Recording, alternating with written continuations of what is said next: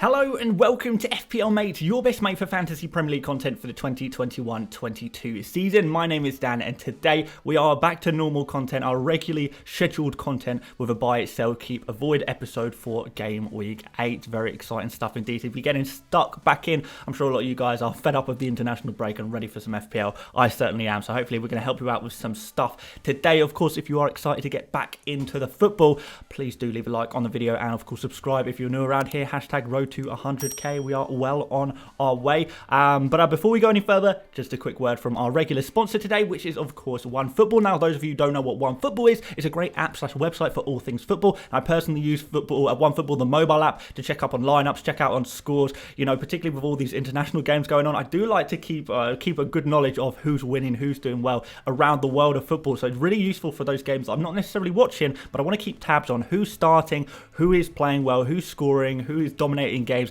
And you've got it all in one place there. It's football news and stuff and transfer rumours all on the app as well. So definitely worth checking out, completely free. And the link is in my description.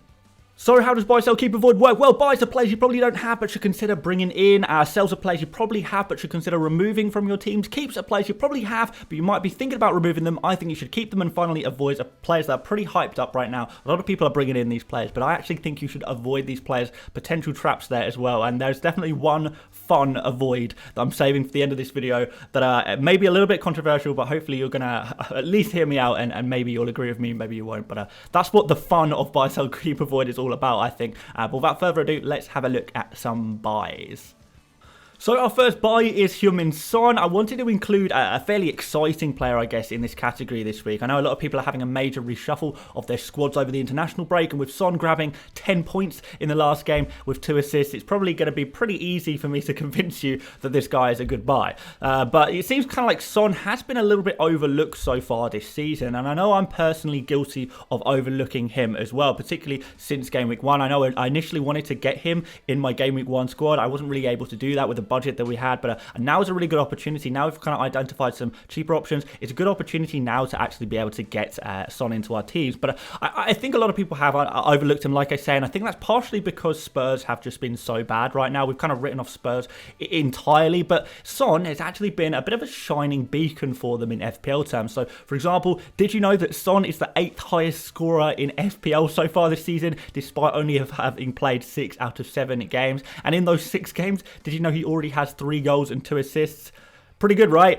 His underlying stats look good too among all FPL players. Again, bearing in mind he's played 1 less game than everyone else. Son is ranked 10th for total shots with 19. He's 7th for shots on target with 8. And he ranks highly in terms of big chances and expected goals as well. Now, what's always been great about Son is that he's very clinical. So he's one of those players who will consistently outperform his stats. So he's even better than the stats do suggest. Like I say, heavily going under the radar here. Only 13.3% of FPL players have him in their team, and even less among the top players as well. So jumping on him now could be really great. A lot of people are looking at Son for his run of fixtures from Game Week 12 onwards, because those fixtures, they really do just look amazing. But why not just get him now? That's what I'm kind of saying. So Spurs play Newcastle next, the worst defence in the league. Then they play West Ham. That's kind of a big derby game, Spurs versus West Ham. There's always plenty of goals in that fixture. Then they've got Manchester United at home and Everton away. Both of those teams are struggling to keep clean sheets as well right now. So pretty good opportunities for goals there as well. And immediately after that, we have that amazing run of fixtures that everyone's talking about, that everyone's hyping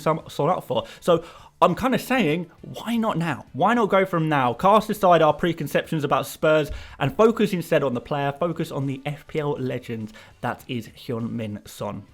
My next buy is Cancelo. Last week he was an avoid. He got 0 points against Liverpool, so a sensible avoid last week. But we have moved him this week into the buy category, and we really were just waiting for this excellent run of fixtures for City, Burnley, Brighton and Crystal Palace in the next 3. Not a bad set of fixtures for the best defence in the Premier League. The fixtures look good for months and months after that too, so I really think Cancelo is a great set and forget option for your team. But kind of going back to City's defence, it really is the best in the league by a long long shot. So despite having some of the toughest fixtures of any team so far, Man City have kind of played already. They have an expected goals conceded of just 3.8 of the 7th game so far. That's just over 0.5 expected goals conceded per game. That's twice as good as the second best team in this metric, Brighton. They've conceded just 26 shots in the box. City have just 9 shots on target they've conceded so far this season. So they're basically conceding like 1 shot on target per game,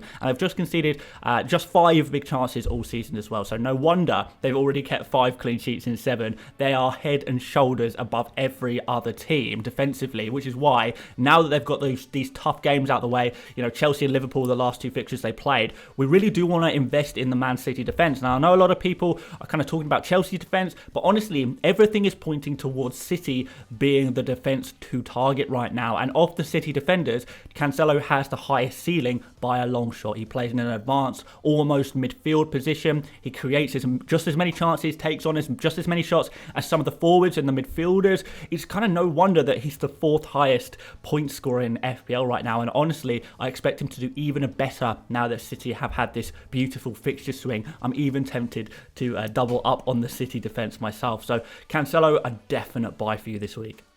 On to some sales, we've got Diogo Jota. It kind of does look like Jota is going to be injured for the Watford game. Liverpool's best attacking fixture this Watford game for a long while. They're not going to get a fixture quite as good as this for a little while. If the fixtures were a little bit better, I'd maybe say keep Jota.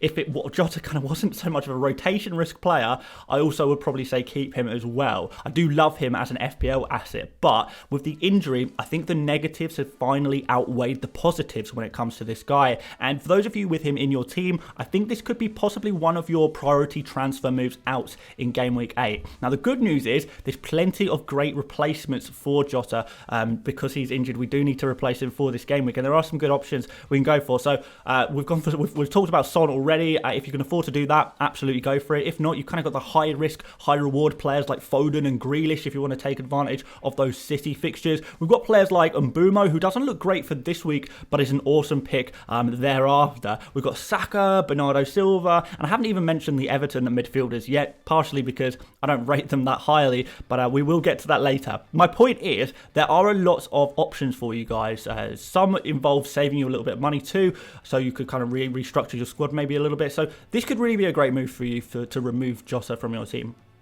Our next sell is Luke Shaw. If you are one of the poor souls still unfortunate enough to have Luke Shaw in your team, hopefully this can be your big week to sell him finally. I'm kind of assuming you have no other issues in your team. This week does mark a good opportunity to end this particular FPL nightmare, I would say. Now, the problem is, despite Shaw creating a decent amount of chances this season, clean sheets just seem to elude Manchester United right now. United ranking fairly averagely among defences, among all teams in the league, and that's despite some pretty favourable fixtures that they've had as well. So now those fixtures that they haven't really performed defensively and have come to the end, and where they've got some harder fixtures and they're not really performing defensively. Yeah, I don't know. I feel like you're spending 5.5 million on a defender. You do need to have a player who can get you some clean sheets, more than just those chance creations. We need those clean sheets. So for defenders, a clean sheet added to an assist is what turns those kind of 5-pointers that we've already seen from Luke Shaw into those 12-pointers, the kind of 12-pointers we see from Trent Alexander-Arnold and Cancelo and players like that. Maybe say Marcus Alonso so far this season. You do need those clean sheets added to the goal contribution in order to make those mega scores that make these mega high-scoring defenders that I guess we kind of hope that Shaw would be. So these are kind of what we're really looking for. So I like to think of the clean sheet as a base level, and then the assist and goal scoring potential as a bonus on top of that. Look at the clean sheet first, and then look at the attacking contributions, especially if you're paying a little bit of money there. And you need that clean sheet. It's kind of the bastion of the defender, especially if it's consistent. And Shaw, unfortunately, just cannot offer that to us right now, which is kind of exaggerated by the fact that so many other defenders are performing so well, keeping clean sheets and then matching or beating Shaw's attacking output. Think Cancelo, Alonso previously, Chilwell potentially in the future, Reece James, Walker, Azpilicueta, basically Chelsea and Man City defenders. These are the guys we want to swap Shaw for, but there are plenty of other cheaper options too. Tierney at Arsenal, Matt Target at Villa, and Marçal at Wolves. And these are just the attacking fullback type players that give you a little bit of bang for your buck in the same way we kind of hope Shaw would. Lots of options, all with nice fixture swings going their way while Shaw's fixtures start to look bad. So like I say, this exact moment is actually a really good time to sell.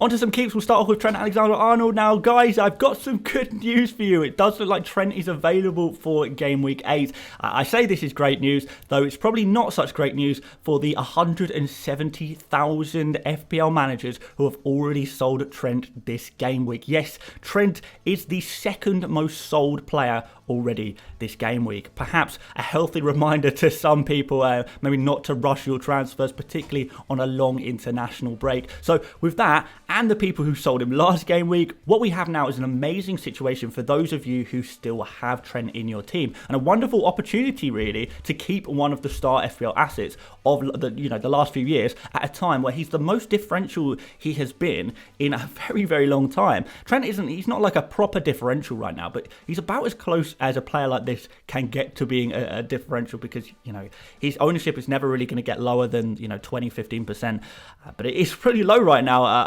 It's sort of just above 20% as I make this video.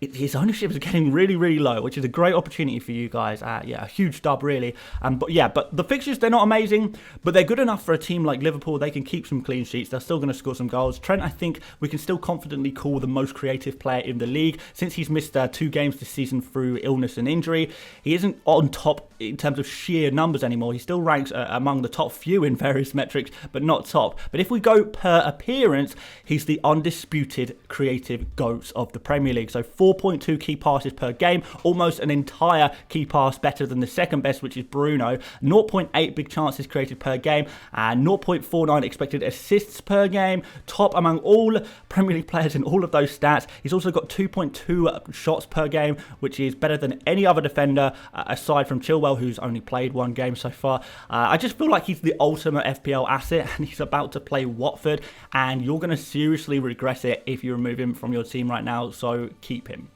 My next keep is Michail Antonio. This is kind of a difficult one. Antonio performed so fantastically in the first few games of the season, picking up some insane scores that maybe he set the bar a little bit too high, where now it's kind of like a 9-pointer, for example, that he got a couple of weeks ago, or was it an 8-pointer, something like that, whatever he got against Leeds. I think maybe some people are a little bit disappointed by an 8-pointer against Leeds, considering he was kind of getting 15-pointers early on in the season, when in reality an 8-pointer is still pretty good, right? It's still nice, particularly if you can do that consistency. But look, since then, the points haven't been so frequent, but the underlying stats kind of do show that Antonio has perhaps been a little bit unlucky not to have scored a few more points than he has.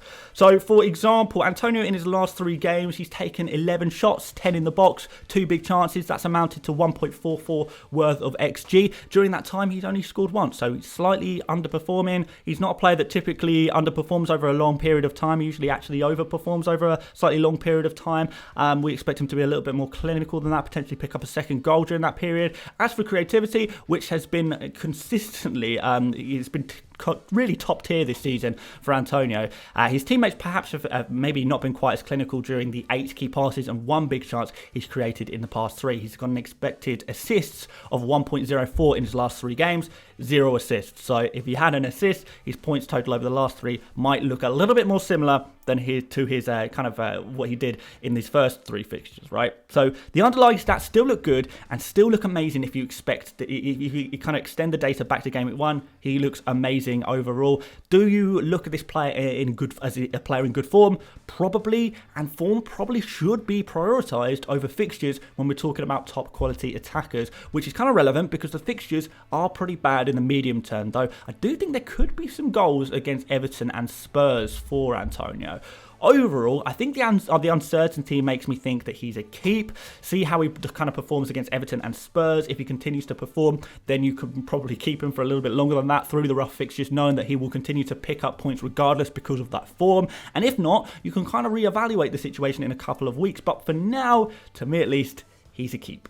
On to some avoids. We'll start you off with Rafinha, which is kind of regrettable because I do really love Rafinha. You guys who watch regularly will know I really like Rafinha. And if you already have Rafinha in your squad, I would say just keep him. Keep him in your team. Cover him for one game week with your bench so you can have him ready for future game weeks. But for this game week, it's not really looking good for Rafinha, unfortunately. The problem is that Rafinha is with the Brazil squad right now playing on international duty. Now, Brazil play Uruguay at 1:30 a.m. with the game finishing at like 3:30 a.m. on Friday UK time. He then has to play Southampton away on Saturday at 3 p.m. UK time. So that's less than 36 hours between these two events. During that 36 hours, he has to do a 12-hour aeroplane flight back from Brazil to the UK. He has to rejoin the squad, travel the length of England from Leeds to Southampton. Kind of Leeds as a kind of a northern town or city, should I say, in England, and Southampton is on the south coast. So there's a little bit of a journey there. It just doesn't really look likely that it's all going to happen nicely, really. There's just not enough time to do it all. It's going to be so tight, particularly if he plays significant minutes against Uruguay. Can he do 2 games and a 12-hour aeroplane trip in the space of 36 hours? You can't really expect a football player to do that, really, can you? I don't know.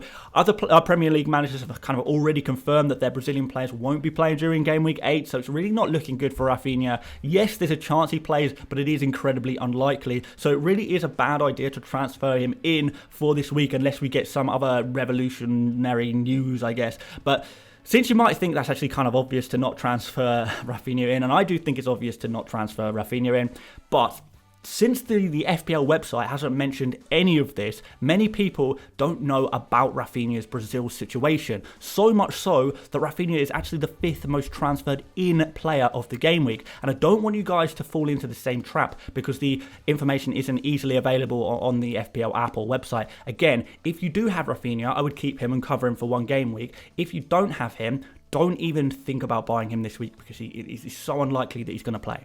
Okay, so I thought we'd finish off this video with a controversial one, just one for fun, and it's not just for fun, it is serious as well, but it's kind of controversial because Townsend, you can see on screen already who it is, Townsend is literally the most popular transfer in for this game week, and Dan, the crazy guy that this guy is, has the audacity to say that the most popular transfer in this week is a bad one. Well, yeah, kind of. I do think this is a bad transfer. Well, I mean, I don't literally think that Townsend is a bad pick, but is he the best transfer in for the game week? No chance. He wouldn't even make my top 20 buys for the week, in all honesty. So it's not like he's a bad pick, but I can't really figure out why so many people have kind of arrived at the conclusion that this is the priority transfer in. And the reason I think this is because of the context around Townsend's FPL points, because I do think the difference between an engaged FPL manager and a really good FPL manager is not just to look at the points, but look at the context around the points and how he's got those points and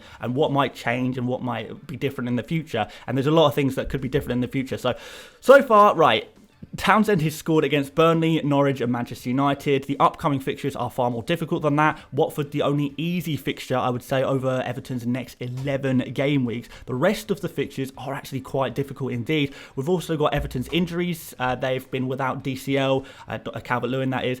They've been without Richarlison. They're about to return. So Townsend, Gray, Decore, they've had to step up in the absence of DCL and Richarlison. But when all 5 are back and available, do we really think that all 5 of those players are going to consistently score FPL points or, score goals, make assists in general? Almost certainly not. Everton don't really score too many goals even in the easier fixtures, so it's impossible for them all to bang. Some of them will fall off, and I think Townsend is likely to fall off statistically because DCL and Richarlison will once again become the focal point of that Everton team. So for the first 3 game weeks where both of those forwards were available this season, Townsend blanked in all 3 games. He only took 2 shots during that time, both of them from poor goal-scoring areas. So since then, those guys have been out. The forwards have been out. Townsend has had 1 normal, I guess normal, what you would call a normal goal. He's had 1 goal from the penalty spot, which he would never be taking if DCL or Richarlison were on the pitch. He's got a wonder goal, which he always scores once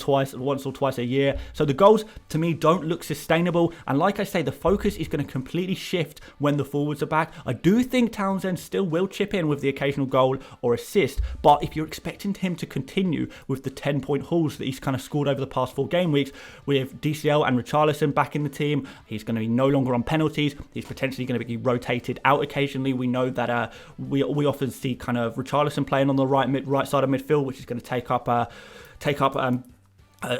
Townsend's spot in some occasions, not all the time, but occasionally perhaps. And we add all this together, with the tougher oppositions as well. I think you're going to be seriously disappointed if you think he's going to keep scoring 10-pointers every game week. And for that reason, Townsend becomes a very, very controversial, probably the most controversial avoid so far this season. I know a lot of people are not going to agree. I'm imagining a lot of you guys have already bought in Townsend already, and you're going to be thinking, either what have I done, or Dan, you're talking nonsense. I really like Townsend as a pick. I think he's a trap. I honestly do think he's a trap. I could be wrong. I could be right. I guess only time will tell.